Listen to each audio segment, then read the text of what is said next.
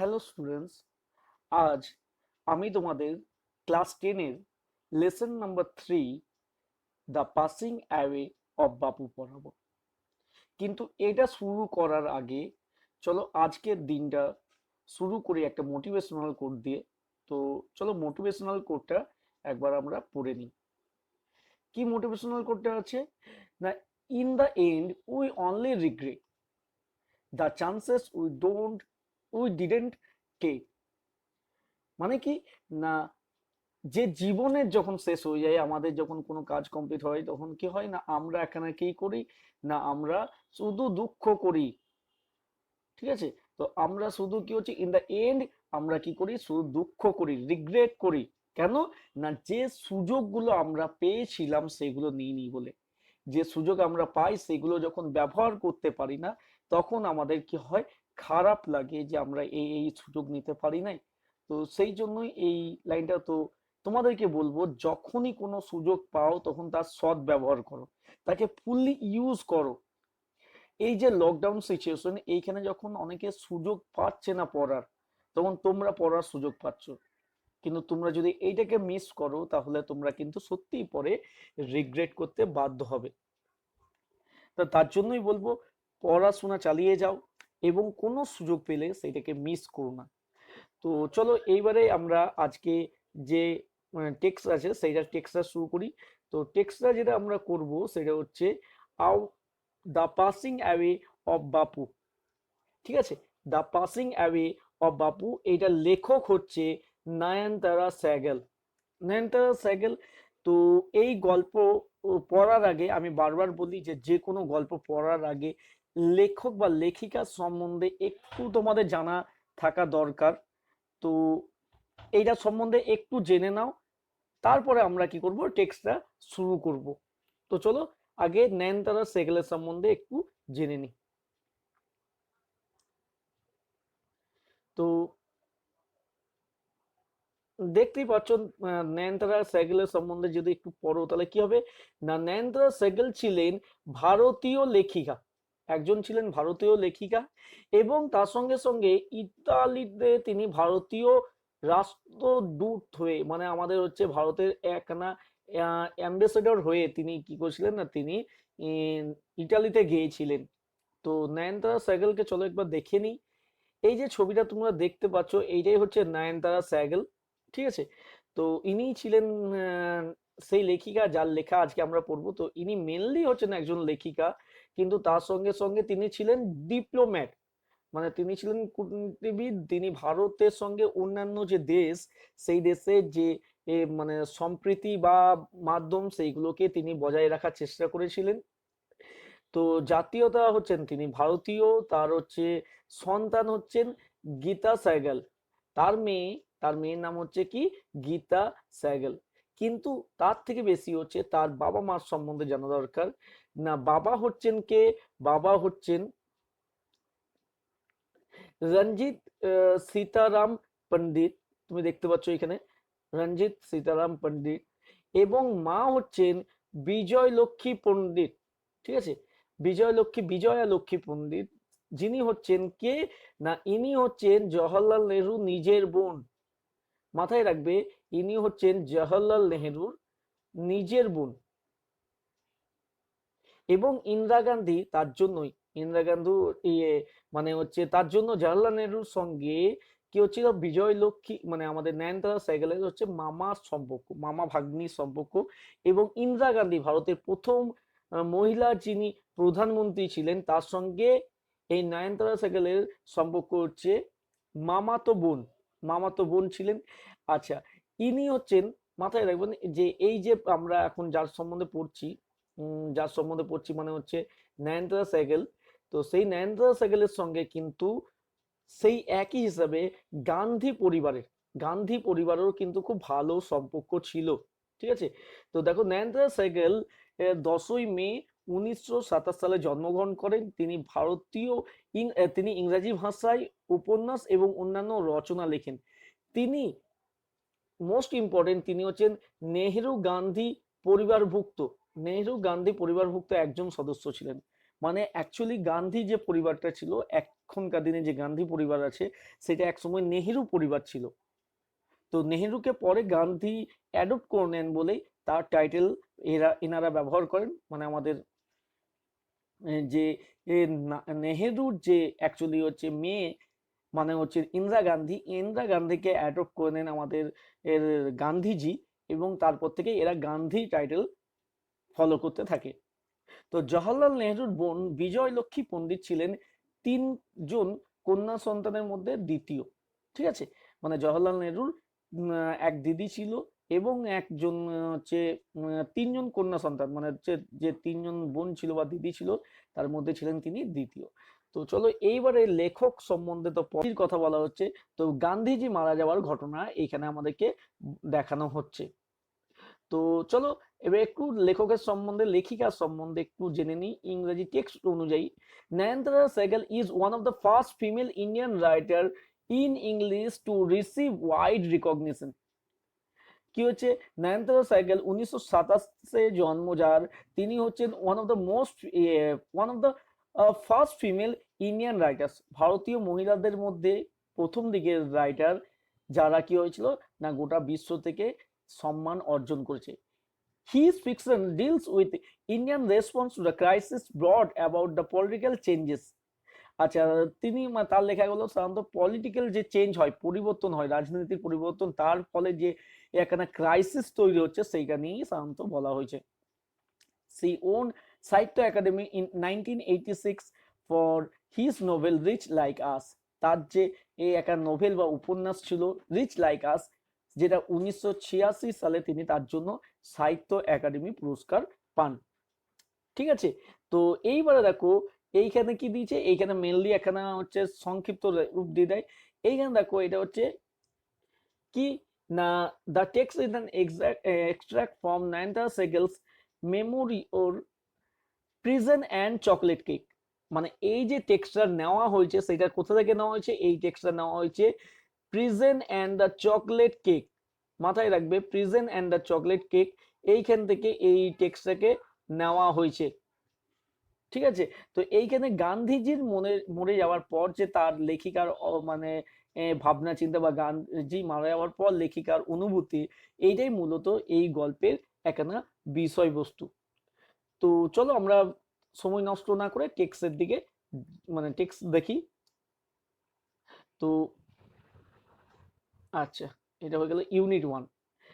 I was having tea at home on the evening 30th January 1984. I was having tea at home. আমি বাড়িতে চা খাচ্ছিলাম কখন না on the evening of 30th জানুয়ারি, 30শে জানুয়ারি সন্ধ্যাবেলায়। 30শে জানুয়ারি সন্ধ্যেবেলায় কি করছিলাম 1948 সালে 30শে জানুয়ারি সন্ধ্যেবেলায় আমি বাড়িতে বসে চা খাচ্ছিলাম। when I was called to Birla house, যখন I was called মানে হচ্ছে ডেকে পাঠানো, তাহলে when I was called আমাকে ডেকে পাঠানো হলো কোথায় না বিড়লা হাউসে by an urgent telephone call. Urgent মানে হচ্ছে দরকারি, আর্জেন্ট মানে কি না দরকারি টেলিফোন কলের মাধ্যমে আমাকে কি করলো, দরকারি টেলিফোন কলের মাধ্যমে আমাকে বিড়লা হাউসে ডেকে পাঠানো হলো। Gandhiji had been shot on his way to the prayer meeting. গান্ধীজিকে গুলি করা হয়েছে, গান্ধীজি হ্যাজ বিন শট মানে হচ্ছে গান্ধীজিকে গুলি করা হয়েছে তার প্রার্থনা মিটিং এ যাবার সময়। আমরা জানি নাথুরাম গডসে কি হয়েছিলেন না আমাদের গান্ধীজিকে, প্রিয় গান্ধীজিকে তার প্রার্থনা মিটিং যাওয়ার সময় তাকে গুলি করে, অলমোস্ট 6 রাউন্ড গুলি করেন, যার মধ্যে 3টে তার বুকে লাগে। তো এই ঘটনা হওয়ার পরে কি হচ্ছিল, নয়নতারা সেহগলকে বিড়লা হাউসে ডেকে পাঠানো হয়। Gandhiji had been shot on his way to the prayer meeting, গান্ধীজিকে প্রার্থনা মিটিং এ যাওয়ার সময় গুলি করা হয়। আই ওয়াজ নাম, আমি নাম হয়ে গেছিলাম। নাম মানে কি, নাম মানে হচ্ছে অসাড়, বুঝতে পারছিলাম না যে আমার কি মানে শরীরের অঙ্গ প্রত্যঙ্গ কাজ করছে কিনা। তা আই ওয়াজ নাম উইথ শক, আমি আঘাতে, শক মানে হচ্ছে সবসময় আঘাত বুঝবে, এবং আমি আঘাতে কি হয়ে গেছিলাম না আমি আঘাতে প্রায় অসাড় হয়ে গেছিলাম। As I got in to the car, যখন আমি গাড়ির মধ্যে প্রবেশ করছিলাম। যখন আমি গাড়ির মধ্যে প্রবেশ করছিলাম আমি পুরো অসাড় হয়ে গেছিলাম।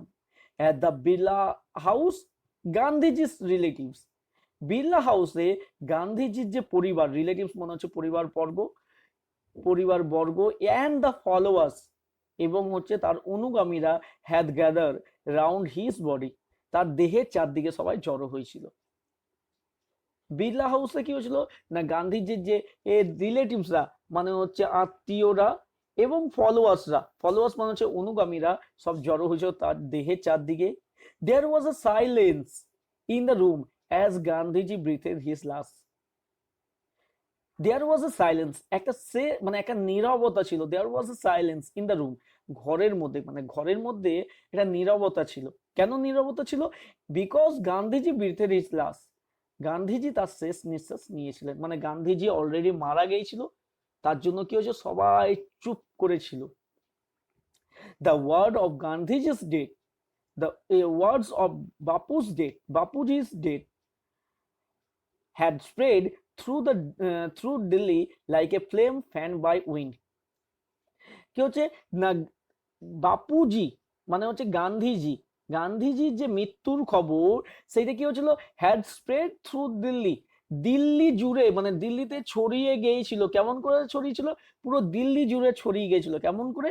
যেমন করে আগুন, like a flame fan by wind, যেমন বাতাসে আগুন ছড়ায়। যদি জঙ্গলের মধ্যে কোনো সময় আগুন ধরে এবং তার মধ্যে হালকা বাতাস দিতে শুরু করে দেয়, আগুনটা কি করে না তাড়াতাড়ি ছড়িয়ে যায়। বা যদি আগুন জোরে দেয় তাহলে কি হবে, জোরে জোরে আগুনটা তাহলে বেশি তাড়াতাড়ি কি হয় না অন্য জায়গাগুলো পুড়তে থাকে। তো যেমন বাতাসে আগুন ছড়ায়, ঠিক আছে, সেই রকম ভাবে গান্ধীজির মৃত্যুর খবর বা গান্ধীজির মৃত্যুর শব্দগুলো গোটা দিল্লি জুড়ে ছড়িয়ে গেল। Sad groups of men and women had collected around the Birla House. কি হচ্ছে, দুঃখিত মানুষরা এবং মহিলারা সব বিড়লা হাউসের চারদিকে জড়ো হয়েছিল। কালেক্টেড মানে হচ্ছে এখানে জড়ো হওয়া, সংগ্রহ করা নয়, এখানে হচ্ছে জড়ো হয়েছিল, মানে সব নিজের থেকেই জড়ো হয়েছিল, ওকে কাউকে ডাকা হয়নি যে বাবা তুমি এসো। গান্ধীজিকে সবাই দেশ এত ভালোবাসতো যে গান্ধীজির মারা যাওয়ার খবর সঙ্গে সঙ্গে ছড়াতেই পুরো বিড়লা হাউসের চারদিকে লোক জড়ো হয়ে যায়। Sad group of men and women had collected around Birla House. Out of every window we could see a brown blur of faces. আচ্ছা, কি হচ্ছে না প্রত্যেক জানলার বাইরে সেই ফ্যাকাশে বাদামি মুখগুলোকে দেখা যাচ্ছিল। মানে কি না যে কোনো জানলার দিয়ে তুমি দেখো, তুমি দেখবে বাইরে মানুষরা সব তাকিয়ে রয়েছে, দাঁড়িয়ে রয়েছে সবাই।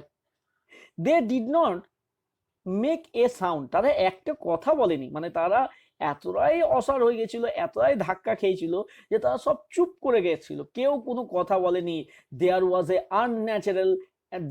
অ্যান আনন্যাচারাল সাইলেন্স, আনন্যাচারাল অস্বাভাবিক, এমন নীরব সবাই ছিল, চুপ করেছিল, কোনো কথা বলছিল না, আনন্যাচারাল একখানা নীরবতা ছিল। As if time stood still for those few minutes, মনে হচ্ছিল অ্যাজ ইফ মনে হচ্ছে মনে হওয়া, ইট ওয়াজ অ্যাজ ইফ মনে হচ্ছিল, এটা মনে হচ্ছিল যেন কি হচ্ছে সময় দাঁড়িয়ে গেছে কয়েক মুহূর্তের জন্য। সেই কয়েক মুহূর্ত যে মুহূর্তগুলোতে গান্ধীজি মারা গেছিলেন, তারপরে সবাই জড়ো হয়েছিল, সেই মুহূর্তগুলোতে মনে হচ্ছে যেন সময় থমকে গেছে, কেউ কোনো কথা বলছে না, চুপচাপ দাঁড়িয়ে রয়েছে, কেউ কথা বলছে না। তো লেখিকার মনে হলো যেন সময় থমকে গেছে। তো চলো পাতা উল্টাই।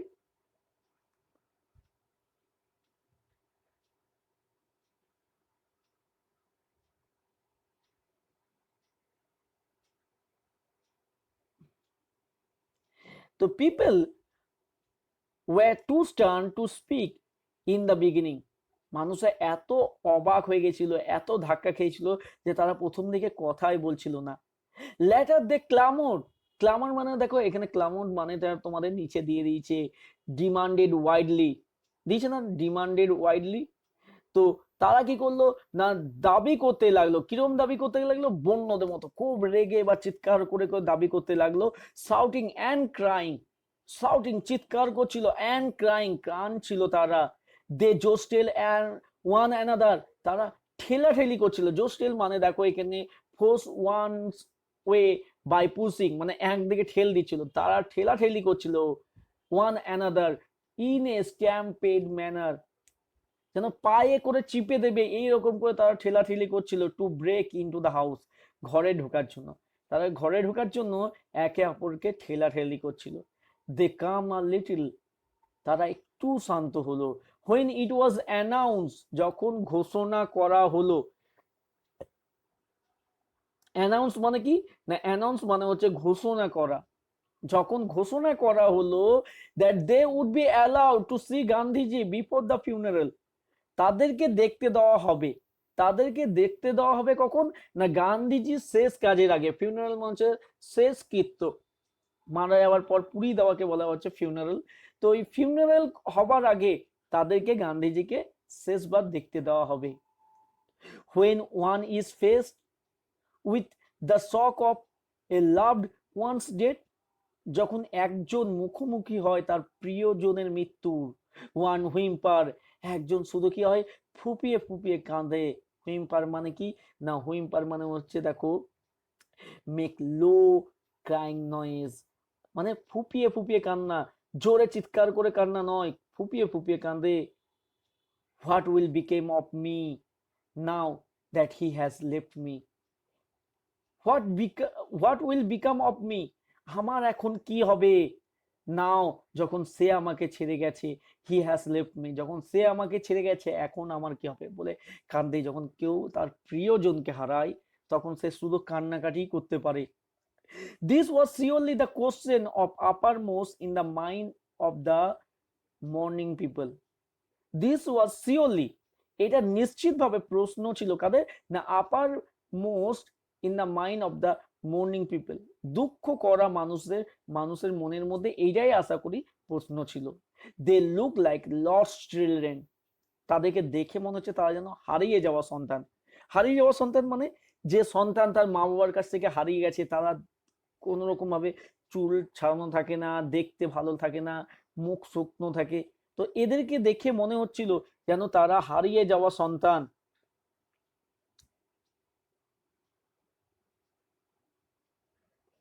It was a question in many of our hearts as we sat. It was a question, এটাই ছিল প্রশ্ন, in many of our hertz, আমাদের মনের মধ্যে, আমাদের মানে যারা আমরা বসেছিলাম গান্ধীজির চারদিকে বসেছিলাম, মানে লেখিকা এবং তার যে আত্মীয়, লেখিকা হচ্ছেন গান্ধীজির খুব ক্লোজ। তো লেখিকা এবং তার যারা সঙ্গে ছিল বসেছিল গান্ধীজির দেহের চারদিকে, তাদের মনের মধ্যেও এই প্রশ্ন ছিল যে আমাদের কি হবে। Still shocked with the unbelieving, তখনও ছিলাম শকড, অবাক হয়েছিলাম, চমকেছিলাম, অ্যান্ড আনবিলিভিং, এবং বিশ্বাস করতে পারছিলাম না। মানে কি বিশ্বাস করতে পারছিলাম না, that our Bapu is no more, আমাদের বাপু আর নাই। We listen to the broadcast telling the people of India. We listen, আমরা শুনেছিলাম, লিসেন মানে হচ্ছে শোনা, LISTEN, লিসেন মানে হচ্ছে শোনা। তো আমরা শুনেছিলাম সেই ব্রডকাস্টটা, ব্রডকাস্ট মানে হচ্ছে সেই সংবাদ, মানে হচ্ছে কি বেতার তরঙ্গ সম্প্রচারটা, যে বেতার, তখনকার দিনে তো আর টিভি ছিল না, বা ছিল খুব কম ছিল। তো তখন রেডিও মেনলি হচ্ছে একখানা মিডিয়াম ছিল কমিউনিকেশনের জন্য। তো ব্রডকাস্ট করা হলো ওই বেতার তরঙ্গে কি না, ভারতীয় মানুষদেরকে that there Bapu was no more, তাদের বাপু আর নেই, মানে তাদের বাপু মারা গেছে। তো চলো এইটা হলো এন্ড অফ ইউনিট 1। আমরা কি করি এবারে, চলো ইউনিট 2 পড়ে নিই। আর যে এই প্রশ্নগুলো রয়েছে, তোমাদের যদি কারোর প্রশ্নগুলো অসুবিধা হয় কমেন্টে জানাও, আমি অবশ্যই কোশ্চেনগুলোর অ্যান্সার দিয়ে দেবো।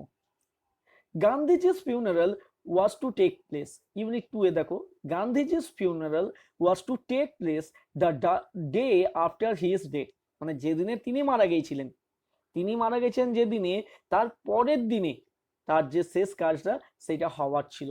দেখো এবার ভালো করে খেয়াল করে দেখো, গান্ধীজি মারা গিয়েছিলেন 30শে জানুয়ারি, তার মানে তার শেষ কাজ হওয়ার কবে কথা ছিল, 31st জানুয়ারি, তাই তো। তো 31st জানুয়ারি তার শেষ কাজ হওয়ার কথা ছিল।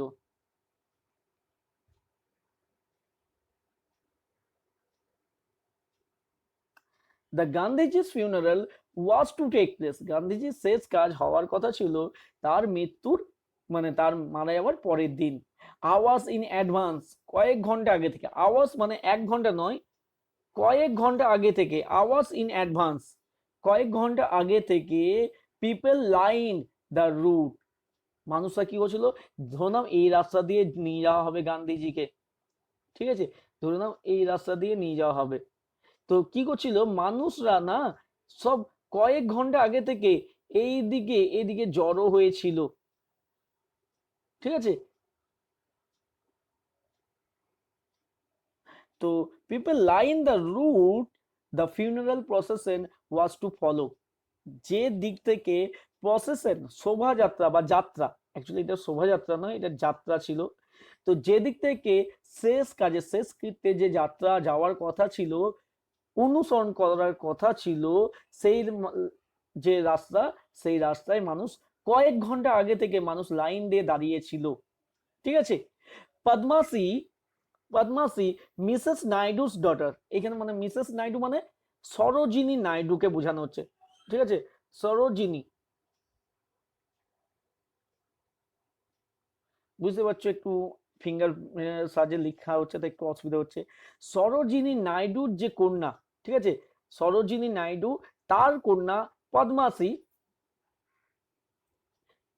স্পোক ফর আস, তিনি আমাদের হয়ে বলেন, মানে হচ্ছে নয়নতারা সাইকেল এবং তখনকার যে মহিলারা ছিল তাদের হয়ে কথা বললেন। সি সেড সিম্পলি, তিনি খুব সাধারণভাবে বললেন, উই উইল ওয়াক, আমরা হাঁটবো, উই উইল ওয়াক মানে আমরা হাঁটবো, it was the last time we shall be walking with Bapu, এটাই ছিল শেষবার যখন আমরা বাপুর সঙ্গে হাঁটবো, কারণ এরপর আর বাপুকে আমরা কেউ দেখতে পাবো না, কোনোদিন বাপুর সঙ্গে চলতে পারবো না, তার জন্য আমরা সবাই শেষবারে হাঁটবো। তো এখানে গান্ধীজির যে মারা যাওয়ার পর তার যে ফিউনারাল চলছে সেইটারই দৃশ্য দিয়েছে, আগুনে পুড়ছেন উনি। তো চলো এবার দেখো, it was it was an agonising walk, agonising মানে হচ্ছে যন্ত্রণাদায়ক, অ্যাগোনাইজিং মানে হচ্ছে কষ্টকর, তাহলে এটা ছিল একটা কষ্টকর walk. Thousand silently watch the procession, thousand হাজার হাজার মানুষ,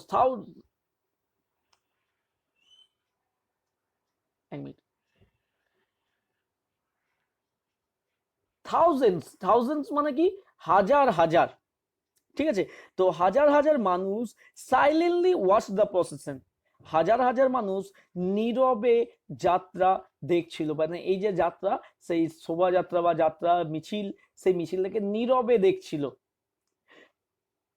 বাপু lay on an open truck covered with flowers, বাপু শুয়েছিলেন, লে মানে হচ্ছে শুয়ে থাকা, বাপু শুয়েছিলেন একটা কি না ওপেন ট্রাকে, খোলা ট্রাকের মধ্যে, যেটাকে ফুলে ঢাকা দেওয়া হয়েছিল, কভার্ড উইথ ফ্লাওয়ার্স, ফুলে ঢাকা একটা খোলা ট্রাকের মধ্যে তিনি শুয়েছিলেন।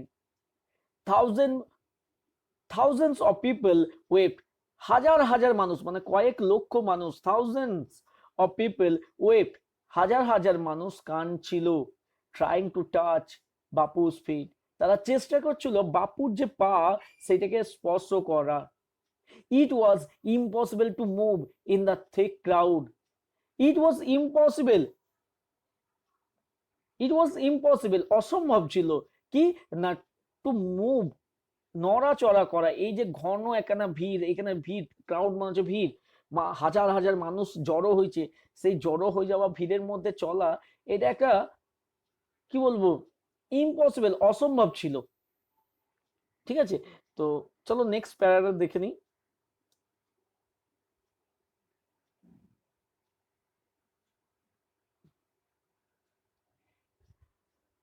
I moved as I move forward slowly, যখন আমি এগাচ্ছিলাম, ফরওয়ার্ড মানে হচ্ছে সামনের দিকে এগিয়ে যাওয়া, ঠিক আছে, তো সামনের দিকে যখন আমি এগিয়ে যাচ্ছিলাম ধীরে ধীরে, আই আন্ডারস্টুড মানে নয়নতারা সেগেল বুঝতে পেরেছিলেন, কি বুঝতে পেরেছিলেন, it was not merely in the midst of grieving people, এটা শুধুমাত্র দুঃখিত মানুষ, গ্রিভিং মানে হচ্ছে দুঃখিত, দুঃখিত মানুষের মাঝেই তিনি ছিলেন না, মিডেস মানে হচ্ছে মাঝে, তিনি শুধুমাত্র দুঃখিত মানুষের মাঝেই ছিলেন না, this was even more the funeral procession of India's beloved leader. এটা ভারতীয় ভারতের প্রিয় নেতা, ভারতের ভালোবাসার যে নেতা, সেই নেতার শোভাযাত্রা থেকেও, তার শেষ যাত্রা থেকেও, অনেক মিছিলের থেকেও অনেক বেশি বড়। I was among the people for whom walking with Bapu had special meaning. I was among the people, আমি ছিলাম সেই সকল মানুষের মধ্যে, মানে যারা মিছিলে যাচ্ছিল, তারা তারা কি ছিল না, I was among the people, আমি সেই সকল মানুষের মধ্যে ছিলাম,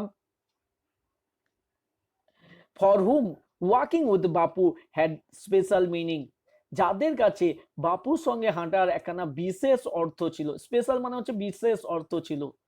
we walk with Bapu over the rough, we walk আমরা হাঁটছিলাম, উই ওয়াক মানে হচ্ছে আমরা হাঁটছিলাম, কোথায় হাঁটছিলাম না, with Bapu over the rough, rough মানে হচ্ছে খড়খড়ে অমসৃণ, মানে যেটা খুব হচ্ছে ভালো মানানসই নয় চলার জন্য, যেটা একটু মজাদার নয় চলার জন্য, রাফ।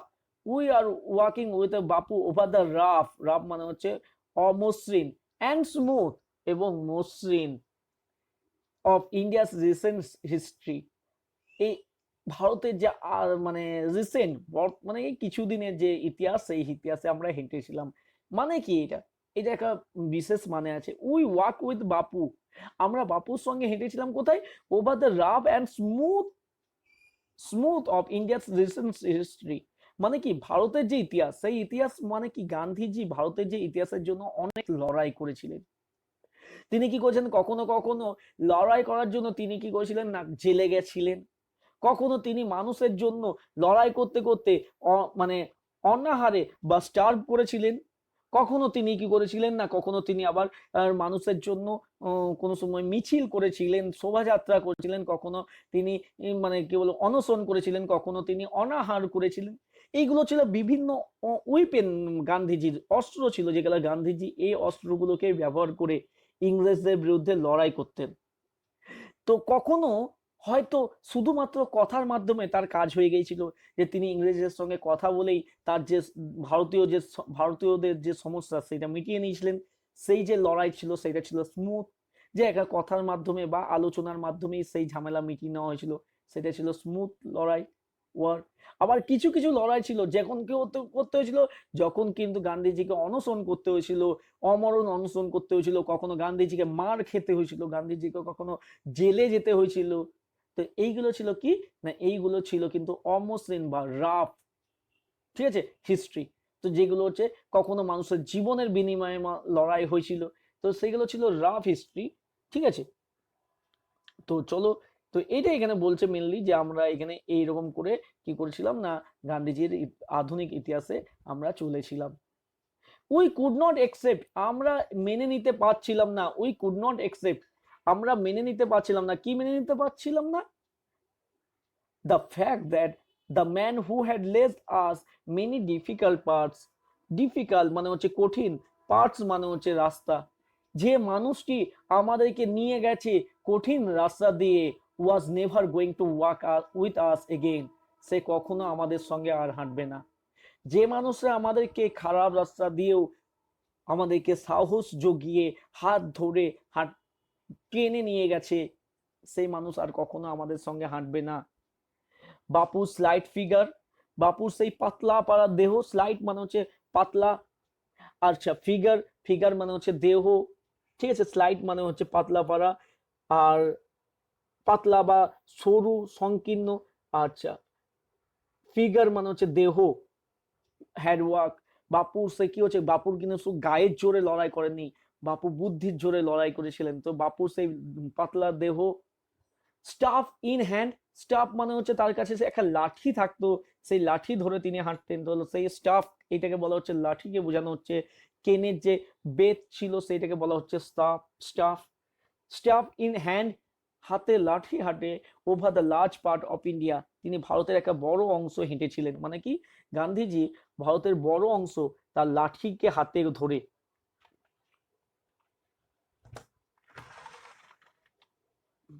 তো গান্ধীজি ওই ভারতের একটা বড় অংশ লাঠি ধরে হেঁটেছিলেন। It is to think with clarity and closely look at all that is around us. Sorry, একটু লাইনটা বাদ গেল একটা। Over the large part of India, তিনি ভারতের একটা বড় অংশ হেঁটেছিলেন। To walk is to make slow progress. এবং যখনই তিনি হেঁটেছিলেন তখন সেটা কি হচ্ছিল, একটা উন্নতি করেছিল, একটা না উন্নতি, প্রোগ্রেস মানে হচ্ছে কোনো কিছু উন্নতি বা ডেভেলপ করা। তো যখনই তিনি হেঁটেছিলেন, মানে যখনই গান্ধীজি কোনো রকম ভাবে আন্দোলন করেছিলেন, সেটা হচ্ছে আইন অমান্য আন্দোলন হোক বা লবণ হচ্ছে আইনের বিরুদ্ধে লড়াই করা হোক, বা তিনি কোনো রকম ভাবে অহিংস আন্দোলন করেন বা অসহযোগ আন্দোলন করেন, যে আন্দোলনই করেননি কেন তিনি মিছিল করেছিলেন, শোভাযাত্রা বার করেছিলেন। এবং যখনই ওই গেলা তিনি বের করেছিলেন, হাজার হাজার মানুষ, লক্ষ লক্ষ মানুষ তাতে যোগ দিয়েছিল। এবং তাতে কি হয়েছিল, ভারতের কিন্তু উন্নতি হয়েছিল, স্লো প্রোগ্রেস হয়েছিল। হ্যাঁ, প্রোগ্রেসটা খুব তাড়াতাড়ি হয়নি, কিন্তু ধীরে ধীরেও হলেও হয়েছিল। It is to think with clarity and closely to look around the sorry. It is to think with clarity and closely look at all that is around you. এটাকে কি হচ্ছে না, it is to think with clarity, ভালোভাবে ভাবতে হবে এবং নিবিড়ভাবে ভাবতে হবে তোমার চারপাশে যা আছে। তোমার যে চারপাশে, সে মানে কখনো তুমি শুধুমাত্র একটা বড় কিছুকে দেখেই তুমি চলতে পারো না, তোমাকে ছোট জিনিসকেও দেখে চলতে হবে, বা শুধুমাত্র ছোটকে দেখলেই হবে না, বড়কেও দেখতে হবে। তো তোমার চারপাশে যা কিছু আছে সব কিছুর দিকে তোমাকে ভালোভাবে স্বচ্ছভাবে ভাবনা চিন্তা করতে হবে। এবং ফ্রম স্মল ইনসেক্টস, ছোট্ট পোকামাকড় থেকে শুরু করে the to the horizon in the distance, horizon দিগন্তে, যে হরাইজন মানে হচ্ছে দিগন্তে, দূরে যে কিছু রয়েছে সেটার দিকেও তোমাকে তাকাতে হবে। মোর ওভার টু টক, আচ্ছা, মোর over to walk was often the only way open to the average Indian. এবং তাছাড়াও অনেক সময় হাঁটাটাই ছিল একমাত্র রাস্তা গড় ভারতীয়দের কাছে। ভালো করে বুঝো, walking to walk was the only way open to the average Indian. মানে গান্ধীজি চাইলে সেই সময় তিনি কিন্তু অন্য কিছু নিয়েও আন্দোলন করতে যেতে পারতেন। তিনি মিছিল না করে, তিনি কোনো রকম ভাবে শোভাযাত্রা বের না করে, তিনি হয়তো কি বলবো, গরুর গাড়িতে বা নিজস্ব অন্য গাড়িতে করেও তিনি মিছিল করতে যেতে পারতেন। কিন্তু সেটা ভারতীয়দের পক্ষে সম্ভব ছিল না। তখনকার দিনে ভারতীয়রা অনেকে খেতে পেত না ভালো করে। তো সেই জন্য কি হচ্ছে না, একমাত্র হাঁটাই ছিল গড় ভারতীয়দের কাছে। গড় ভারতীয় মানে যারা সাধারণ শ্রমজীবী মানুষ, তাদের কাছে হাঁটাই ছিল একমাত্র রাস্তা খোলা। ইট রিকোয়ার নো ভেহিকলস, এর জন্য কোনো যানবাহনের দরকার নেই। ভেহিকলস মানে হচ্ছে যানবাহন, এটার জন্য কোনো যানবাহন দরকার নেই। এক্সেপ্ট হিজ ওন বডি, শুধুমাত্র তার নিজের দেহ।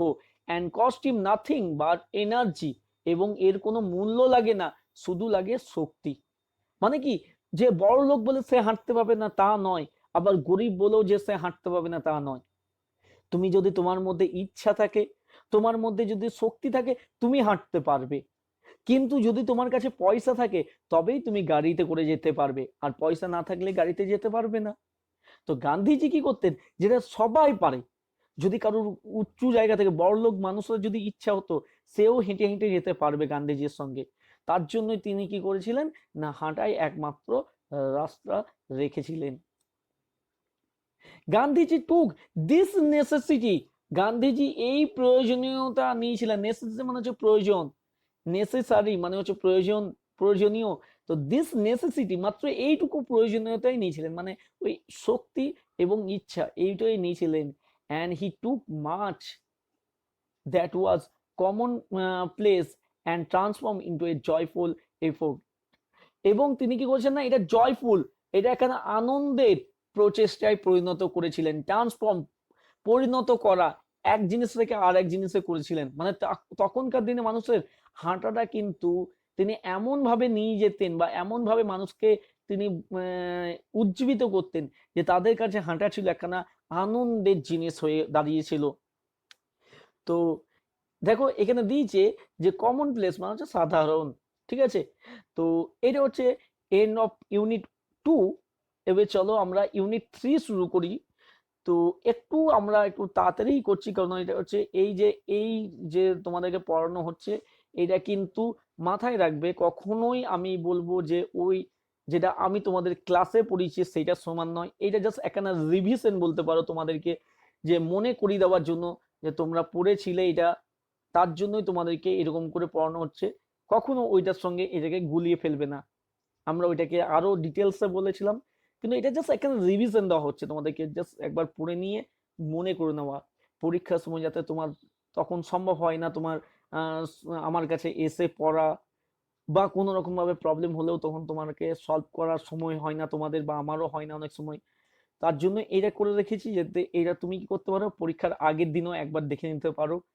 তাহলে তোমাকে আর টেক্সট বইটাকে অত ডিটেলসে না পড়লেও হবে, বা আমার সঙ্গেই তুমি পড়ে নিলে। এই যে 30-35 মিনিট, এই 30-35 মিনিটের মধ্যে তোমারও রিভিশন হয়ে যাচ্ছে। তো চলো এইবারে আমরা দেখে নিই unit 3, some days after the funeral. Funeral মানে হচ্ছে শেষ কাজ, বলেছি তোমাদেরকে। তো শেষ কাজ বা অন্তঃক্রিয়া হয়ে যাওয়ার পর এ স্পেশাল ট্রেন, একটা বিশেষ train, to Gandhiji's ashes to Allahabad.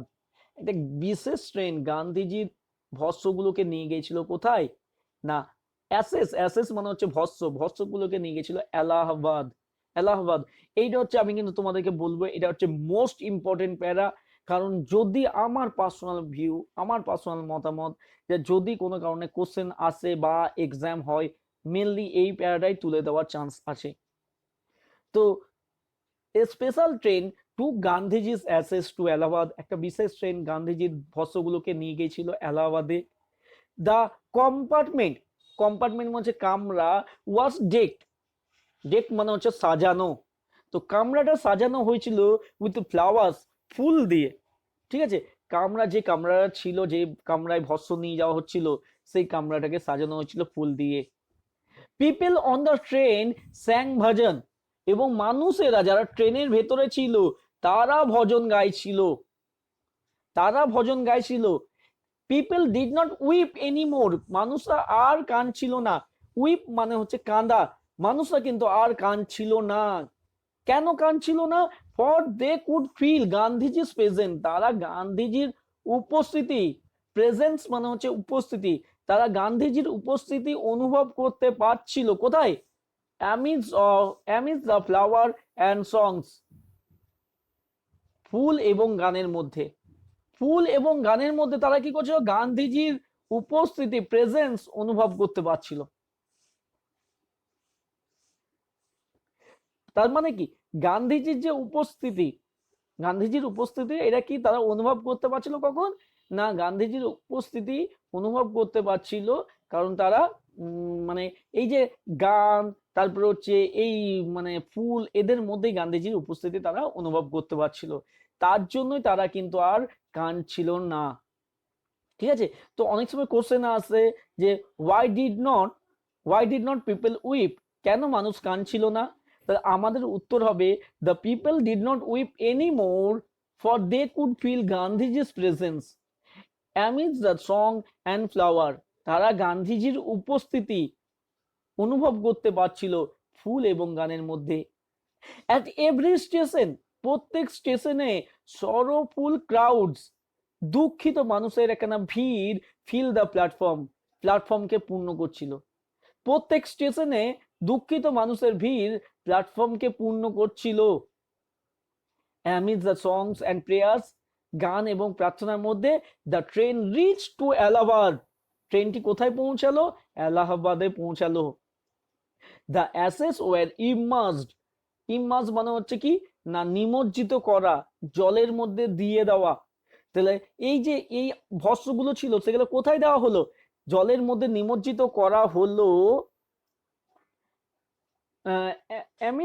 দাঁড়াও 1 মিনিট। আচ্ছা, দ্য অ্যাসেস ওয়ার ইমার্স, ভস্মগুলোকে নিমজ্জিত করা হলো ইন দ্য গাঙ্গেজ, কোথায় করা হলো? গঙ্গাতে করা হলো।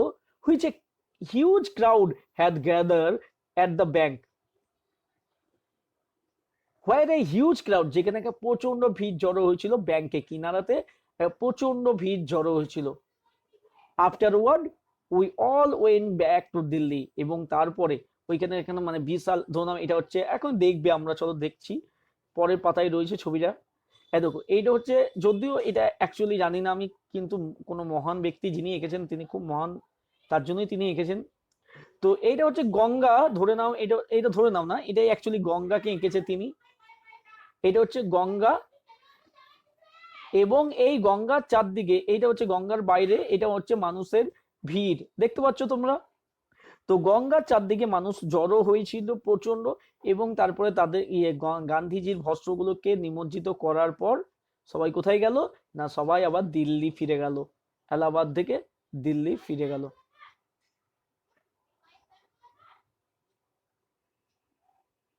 ওকে, তো চলো তারপরে দেখো, back back in Delhi, Delhi ফিরে I felt at sea, I felt, first হচ্ছে দেখো ফেল্ড মানে কি, ফেল্ড মানে কি, ফেল্ড মানে হচ্ছে অনুভব করা।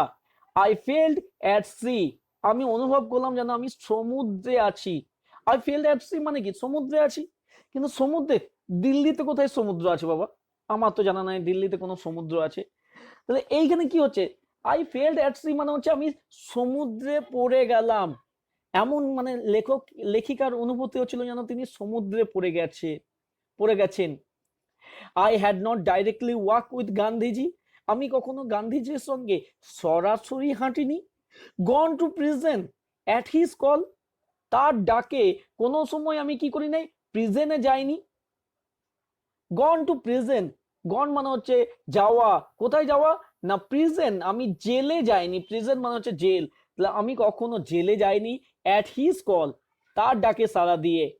অর মেড এনি স্যাক্রিফাইস, অথবা কোনো বলিদান করিনি। স্যাক্রিফাইস মানে হচ্ছে কি না, স্যাক্রিফাইস মানে হচ্ছে বলিদান, তো আমি কোনো স্যাক্রিফাইসও করিনি, বলিদানও দিইনি ফর মাই কান্ট্রি, আমার দেশের জন্য। মানে কি, গান্ধীজির সঙ্গে তিনি কখনো জেলেও যাননি, গান্ধীজির সঙ্গে তিনি কখনো হাঁটেননি, গান্ধীজির সঙ্গে তিনি কখনো স্যাক্রিফাইস বলিদানও করেননি।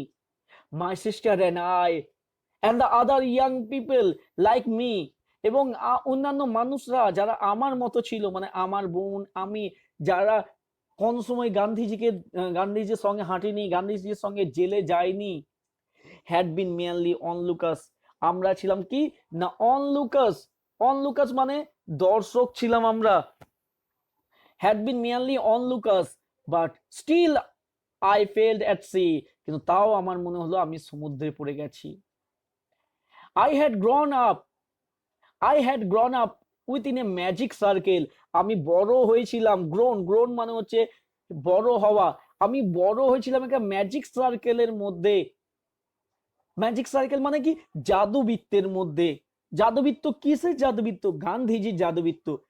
এইটা আমাদের মধ্যে নিশ্চিত ভরসা ছিল যে কিছু হলে আমাদের গান্ধীজি আমাদের সঙ্গে আছে, ঠিক আছে, আমাদের গান্ধীজি আমাদের সঙ্গে থাকবেন, এটা বিশ্বাস ছিল। কিন্তু with the Bapu's passing away, কিন্তু বাপুর মারা যাওয়াতে, গান্ধীজির মারা যাওয়াতে, I felt the magic circle had vanish, আমি অনুভব করেছিলাম, I felt that magic circle had vanish, এই যে ম্যাজিক সার্কেল, জাদুর বৃত্ত, সেটা অদৃশ্য হয়ে গেছে। লিভিং মি আনপ্রোটেক্টেড, আমাকে একা রেখে, আমাকে একা রেখে ওই যে জাদুর বৃত্ত সেটা হারিয়ে গেছে।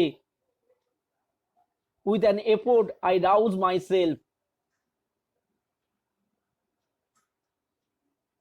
with an effort I rouse myself, আমি মানে কি করলাম না, একটা প্রচেষ্টা করে, অনেক চেষ্টা করে আমি নিজেকে তুলে ধরলাম। রাউজ, রাউজ মানে হচ্ছে তুলে ধরা। এই যে সমুদ্রে পড়ে গিয়েছিলাম, এই অনুভূতি থেকে আমি নিজেকে তুলে ধরলাম। Had Bapu lived and died for nothing, আচ্ছা বাপু বেঁচে ছিলেন এবং মারা গেলেন, তার কি কোনো মূল্য নেই? How could so easily lose courage, আমি কি করে এত সহজে সাহস হারাতে পারি? When he was no longer here, যখন তিনি আর এখানে নেই। মানে আমি কি করে এত সহজে সাহস হারাতে পারি যখন গান্ধীজি আর নেই? My values are not so weak, আমার যে মূল্য, যেগুলো গান্ধীজির কাছে আমি পেয়েছিলাম মূল্যবোধ, সেই মূল্যবোধ কি আমার এত দুর্বল যে গান্ধীজি নেই বলে আমি হেরে গেলাম? না, my values were not so weak এত দুর্বল নয় আমার মূল্যগুলো। মানে কি, লেখিকার মনের মধ্যে কোথাও একখানা জেদ আছে একখানা, যে তিনি নিজেকে আবার তুলে ধরবেন। তিনি গান্ধীজির যদিও নেই, কিন্তু গান্ধীজি একখানা কি করেছেন না, গান্ধীজি তার যে অনুগামী তাদের মধ্যে এক একটা গান্ধী তৈরি করে গেছেন। তার জন্য আমি তো এত সহজে হারতে পারি না। Million of people would have been ordinary folk but for Bapu. মানে হাজার লক্ষ লক্ষ যে মানুষ ছিল, লক্ষ লক্ষ মানুষ, তারা সাধারণ হতে পারে কিন্তু বাপু নয়। মানে ফর বাপু, কিন্তু বাপুর জন্য নয়। মানে আমাদের কাছে যারা সাধারণ, বাপুর কাছে তারা ছিল না সাধারণ, তারা ছিল অসাধারণ। বাপু ওই সাধারণ মানুষদেরকে নিয়েই অসাধারণ কাজ করেছিলেন। হি ব্রট দেম, ব্রট মানে হচ্ছে তুলে ধরা, বের করে আনা, ব্রিং থেকে ব্রট, BRING, ব্রিং। ব্রিং এর পাস্ট ফর্ম হচ্ছে ব্রট। ঠিক আছে, তো তিনি তাদেরকে বের করে এনেছিলেন ইনডিফারেন্স, উদাসীনতা থেকে। উদাসীনতা থেকে মানে একটা সময় যখন ইংরেজরা একজনকে মারতো, একজনকে জেলে নিয়ে যেত, আরেকজন চুপচাপ করে দেখতো, দর্শক হয়ে দেখতো। কিন্তু গান্ধীজি আসার পর তিনি মানুষকে জাগিয়েছিলেন একে অপরের যন্ত্রণার প্রতি। তিনি বলেছিলেন, না, ও যদি আজকে মার খাচ্ছে, কালকে তুমি মার খাবে, তাই আজকেই প্রতিবাদ করো। এবং এই রকম করে তিনি মানুষকে তুলে ধরেছিলেন, উদাসীনতা থেকে বের করে এনেছিলেন, এবং অ্যাওয়েকেন দেম, জাগিয়েছিলেন টু ওয়ান্স অ্যানাদার সাফারিং, একে অপরের যন্ত্রণার প্রতি জাগিয়েছিলেন। What if no Bapu, A now Bapu is গন, কি বা যায় আছে যদি বাপু এখন চলে গেছে। উই ওয়ার স্টিল দেয়ার, আমরা ছিলাম সেখানে, young, strong, proud to bear his banner before us. Proud মানে হচ্ছে গর্বিত। আমরা তখন ছিলাম ইয়াং, তরুণ, স্ট্রং, শক্তিশালী, প্রাউড, গর্বিত, টু বিয়ার, বহন করার জন্য, ব্যানার মানে হচ্ছে পতাকা, বিফোর আস, গান্ধীজির যে পতাকা, সেই গান্ধীজির পতাকা আমরা বহন করার জন্য সেখানে ছিলাম, গর্বিত ছিলাম, আমরা তরুণ ছিলাম, আমরা শক্তিশালী ছিলাম। ঠিক আছে। Bapu had pass away, but his India would continue to live in his children. যদিও বাপু মারা গেছেন, কিন্তু তার ভারত যে বেঁচে থাকবে তার সন্তানদের মধ্যে। বাপু মারা গেছেন, গান্ধীজি মারা গেছেন, কিন্তু তার সন্তানদের মধ্যে তার ভারত বেঁচে থাকবে। তো so this is the end of passing away, the passing away of Bapu by Nayantara সেহগল। Actually আমরা আজকে ডিসকাস করেছি প্রত্যেকটা লাইন, প্রত্যেকটা লাইনের এক্সপ্লেনেশন করেছি, তোমাদেরকে ব্যাখ্যা করেছি, প্রত্যেকটা কঠিন শব্দের মানে বলার চেষ্টা করেছি। তো যে রিলেভেন্স ছিল, যার যৌক্তিকতা ছিল, সেগুলোকেও তোমাদের কাছে আনার চেষ্টা করেছি। তো এটাই হচ্ছে গল্প, যেটা হচ্ছে মানে গল্প নয়, অ্যাকচুয়ালি হচ্ছে একখানা স্কেল, যেটা আমাদের শেষ হচ্ছে আজকে। তোমাদের যদি এর প্রশ্নগুলোকে করতে অসুবিধা হয়, কোনো ধরনের এক্সারসাইজ করতে অসুবিধা হয়, বা কোনো টপিক কঠিন লাগছে, আমাকে মেসেজ করো, আমি অবশ্যই তোমাদেরকে হেল্প করব। আর যদি তেমন কিছু হয়, তাহলে আমার হোয়াটসঅ্যাপ নাম্বার তোমাদের জানা আছে, তাও দিয়ে দিচ্ছি, 8250004035। ঠিক আছে, তো এটা হচ্ছে আমার হোয়াটসঅ্যাপ নাম্বার। মেসেজ করো কোন টপিকের উপর তুমি ক্লাস করতে চাইছো। ঠিক আছে, তো ততক্ষণ সাবধানে থাকো, ভালো থাকো, বাই বাই, আবার দেখাবে। আর হ্যাঁ, এক কথা, চ্যানেল সাবস্ক্রাইব করে নাও, লাইক করে নাও, এবং হচ্ছে কেমন হলো জানাও।